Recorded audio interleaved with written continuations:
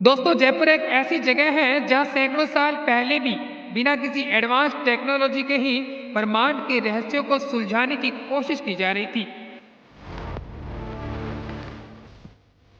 और इन्हें सुलझाया भी गया 1728 से 34 के मध्य।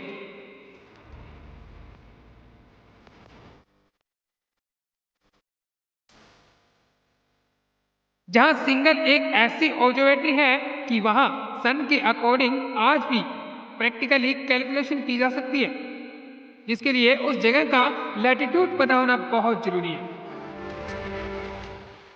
लैटिट्यूड जो कि 0 से 90 डिग्री के मध्य मेजर किया जाता है, जो अर्थ सरफेस पर किसी भी जगह नॉर्थ साउथ को बताता है। यहाँ मौजूद है यंत्रों का राजा यानी कि वृहत सम्राट यंत्र, जो दुनिया की सबसे बड़ी स्टोन से बनी सन क्लॉक है, जो समय को मात्र 2 सेकंड की सटीकता से नाप सकता है।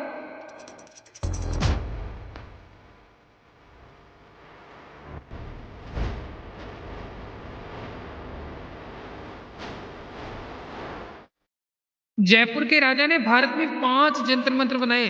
पहला दिल्ली, जयपुर, मथुरा, वाराणसी और उज्जैन।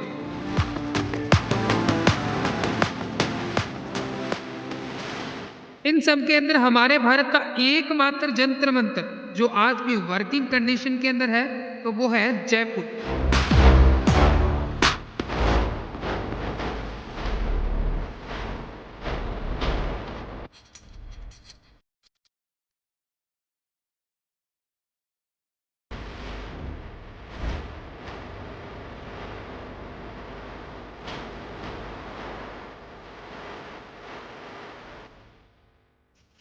वेलकम।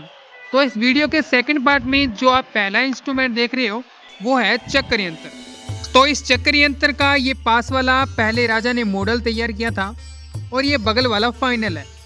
तो हम देखेंगे फाइनल को। ये जो बीच में आप छेद बना हुआ देख रहे हो, तो यहाँ टेलीस्कोप रखोगे तो इसकी जो छाया है सूर्य की वो यहाँ गिरेगी। तो यहाँ एक स्केल बना रखा है और इस स्केल के ऊपर डिग्री नोट की गई है। ये डिग्री हमें बताएगी कि सूर्य कितना डिग्री उत्तर में है और कितना डिग्री दक्षिण में है। इस चीज से ये पता चलता है कि दिन कितना छोटा है, रात कितनी बड़ी है। तो चलिए ये भी देख लेते हैं। इस पर बने स्केल पर जब टेलीस्कोप की छाया यहाँ गिरेगी तो सबसे बड़ा दिन यानी कि 21 जून, और जब छाया यहाँ गिरेगी तो सबसे छोटा दिन यानी कि 22 दिसंबर होगा। और इस यंत्र का सिर्फ इतना ही भाग काम करेगा क्योंकि यहाँ से यहाँ तक की दूरी सूर्य को पूरा करने में 6 महीनों का समय लग जाता है। इस यंत्र को आप सन के अकॉर्डिंग ऊपर नीचे भी कर सकते हो, लेकिन अभी इसे लॉक किया गया है ताकि पब्लिक छेड़खानी ना करे। अनंताश यंत्र भी दोस्तों उस पीछे वाले चक्कर यंत्र का भाग था। वो सिर्फ सूर्य की जो कि एक कोणीय दूरी बताएगा और ये ग्रह नक्षत्रों की भी बता देगा सूर्य के साथ साथ। तो उसका बड़ा रूप ये है। आप ये मान सकते हो कि उसको बड़ा करके राजा ने यहाँ बना दिया। दोस्तों इसके बाद आता है क्रांतिवाद यंत्र। ये यंत्र यहाँ लिखा हुआ है कि ये यंत्र ग्रह नक्षत्रों को बताता है। ये यंत्र धूप से ग्रह नक्षत्र कैसे चेक किया करते थे मैं आपको बताता हूँ अभी।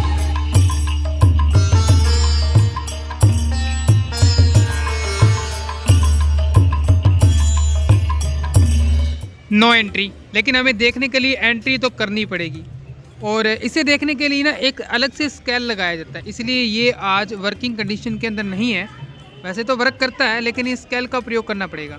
ये यहाँ पे स्केल तो बना रखा है, लेकिन एक अलग से जो दूरीय यंत्र है वो इस पिलर के ऊपर लगेगा और उस पिलर से आप धरती पर भी किसी भी ग्रह का एल्टीट्यूड यानी कि कोणीय दूरी नाप सकते हो, जिसके लिए यहाँ चारों ओर ये देखो यहाँ स्केल बनाया गया है जो कि बिल्कुल परफेक्ट जानकारी हमें देगा। इसके बाद आता है राम यंत्र, जिसका आधा भाग यहाँ बना हुआ है और आधा भाग वहाँ बना हुआ है। तो पहले मैं आपको ये बताऊं, ये देख लीजिए इसका जो मिसिंग मार्बल है वो दूसरी तरफ है ताकि इसके अंदर जाकर अच्छे से इसकी रीडिंग कर सकें। तो ये बीच में जो आप पिलर दिखाई दे रहे हो, ये देखो आज धूप नहीं है, बादल है ऊपर, तो इसकी परछाई यहाँ नज़र नहीं आ रही हमें। तो ये स्केल बना हुआ है यहाँ, तो यहाँ से ऊपर तक ये स्केल है। इसके अंदर जा कर के इसको देखने के लिए इसके दो पार्ट बनाए गए हैं, आधा भाग ये बनाया है, आधा वो। तो उस पर हमें परछाई नज़र नहीं आई तो ये काम करेगा, क्योंकि 1 घंटे वो काम करता है और 1 घंटे ये। तो ये देखिए यहाँ भी रोड लगी हुई है और यहाँ स्केल बनाया गया नीचे। कभी बादल, कभी धूप आ रही है बीच में, कभी नहीं आ रही। मैं कैसे बताऊँ आपको, एक तो ये बादल आ गए बीच में, यार हट जाओ यार, सनलाइट के बिना परछाई भी नज़र नहीं आएगी। चलो वैसे ही बता देता हूँ। सिंपल सा है, इस रोड की छाया जहाँ होगी वहाँ डिग्री लिखा होगा, और जिस डिग्री पे छाया होगी सूर्य पृथ्वी से उतना डिग्री ऊपर आ चुका होगा। बाकी मैं प्रैक्टिकली वीडियो में ऊपर दिखा दूंगा।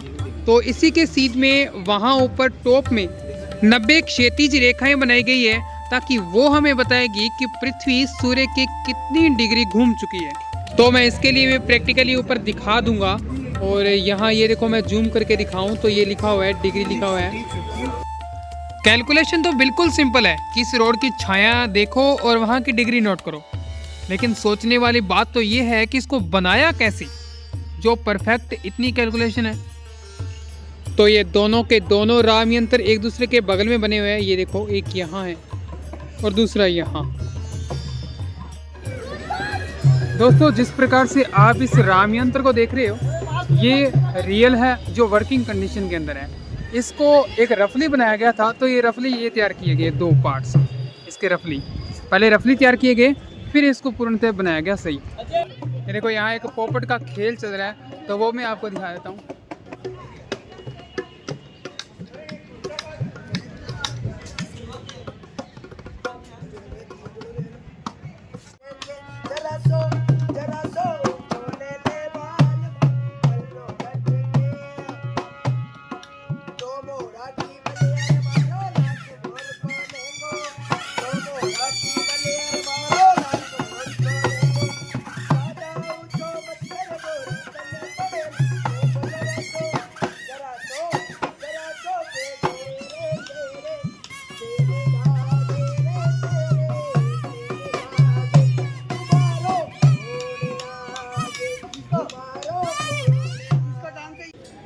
तो अब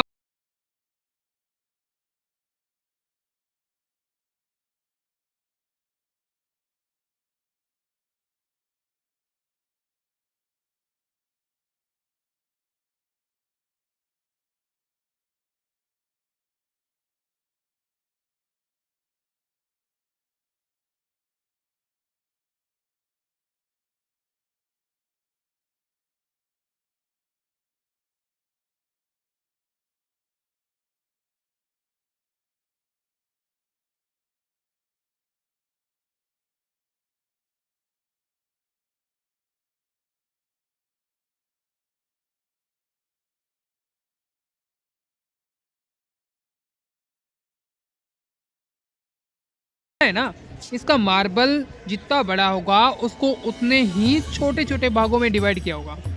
तो ये जो मार्बल है, यहाँ सारी जो घड़ियों की समय है, गणना है, वो लिखी गई है। 1 घंटा, 2 घंटा, 3 घंटा, मिनट, सेकंड सब यहाँ लिखा है। और यहाँ ये देखो, ये एक स्केल बनाया हुआ है यहाँ।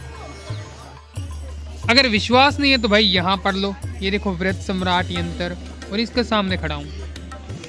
यहाँ आपको एक चीज बतानी थी, वो ऊपर जो गुंबद बना हुआ है, वहाँ अनाउंसमेंट किया जाता था मौसम की जानकारी के लिए। क्योंकि ये सबसे ऊंचा है ना, तो जयपुर शहर में चारों ओर बहुत दूर तक सुनाई देता था। क्या टाइम हुआ है, मौसम कितना खराब है, सही है, उसकी जानकारी दी जाती थी वहाँ खड़े होकर के। इस व्रत सम्राट यंत्र का ये भाग मॉर्निंग टाइम हुआ करता था और ये भाग इवनिंग टाइम। 6 से 12 ये काम करेगा और 12 से 6 ये काम करेगा। इस बीच वाली दीवार को आप घड़ी की सुई मान सकते हो, यानी कि दुनिया की सबसे बड़ी सुई। अच्छा, इसकी जो छाया है वो साइड में बने इस मार्बल पर गिरेगी तो ये टाइम बताएगी। और ये टाइम इतना सटीक होता था, इसकी गणना इतनी बारीक होती थी कि 2 सेकंड तक छाया मूव करती हुई आपको दिखाई देगी। अब हम अंदर जाकर देखते हैं इस यंत्र को, क्योंकि ये अकेला एक ऐसा यंत्र है जिसके हम अंदर घूम सकते हैं। चलिए हम वो मार्बल को देखने की कोशिश करेंगे जिसके ऊपर समय लिखा हुआ है। ये देखिए, ये है भाई उस वृत्त सम्राट यंत्र की सबसे बड़ी सुई। ये खिड़कियाँ इसलिए बनाई है ताकि आंधी तूफान से ये दीवार गिरे ना, इसके अंदर से हवा क्रॉस हो जाए।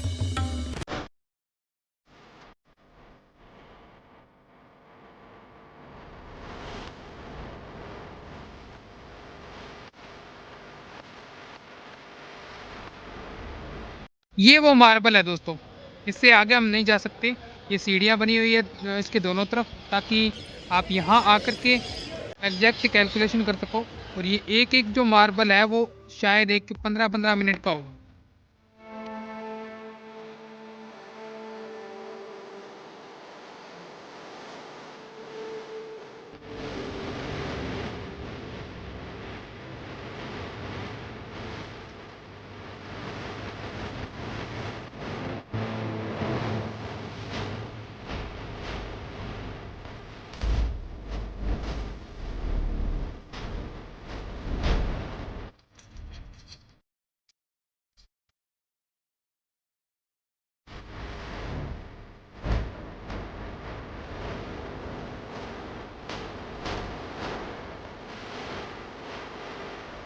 दोस्तों इस ओर एक मंदिर है।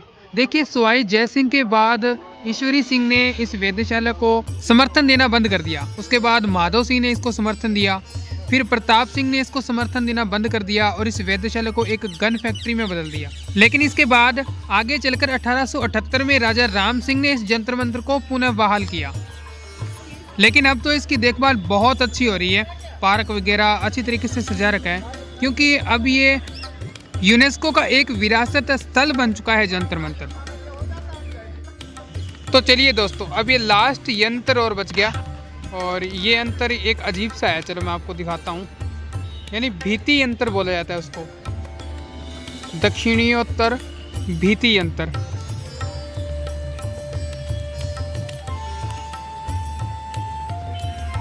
तो ये देखिए, इसकी चारों ओर सीढ़ियाँ बनी हुई है और एक स्केल खींचा गया है। तो मैं आपको यहाँ दिखाता हूँ, इसके बारे में यहाँ लिखा गया है दक्षिणोत्तर भीति यंत्र। दोस्तों ये पश्चिम की ओर बना हुआ है, जब सूर्य पश्चिम में होगा तब ये काम करेगा। ये देखिए, यहाँ स्केल बना हुआ है इसका, और इस स्केल पे डिग्री लिखी हुई है। ये देखिए, डिग्री और दूरी लिखी हुई है यहाँ तक, ये पूरी ऊपर तक। अब ये काम कैसे करेगा मैं बताता हूँ। दोस्तों इस यंत्र के ऊपर ये कील नज़र आ रही होगी आपको। इस कील के शैडो जब यहाँ नीचे इस स्केल पे गिरेगी तो उस ग्रह की दूरी और वो पृथ्वी से कितने डिग्री कोण पर है वो नज़र आएगा। तो ये पश्चिम की तरफ है, यहाँ 60 डिग्री लिखा हुआ है। जब सूर्य उदय होगा तो उसकी छाया इस ओर होगी। तो यहाँ भी देखो स्केल बना हुआ है। तो इस स्केल की मदद से हम किसी भी ग्रह की दूरी और उसका क्या कोण है वो हम पता लगा सकते हैं।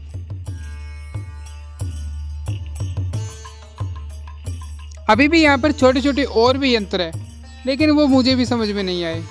तो इस यंत्र के बारे में तो मैंने आपको बता ही दिया था, और इसी के साथ हमारी इस जंतर मंत्र की यात्रा होती है कंप्लीट।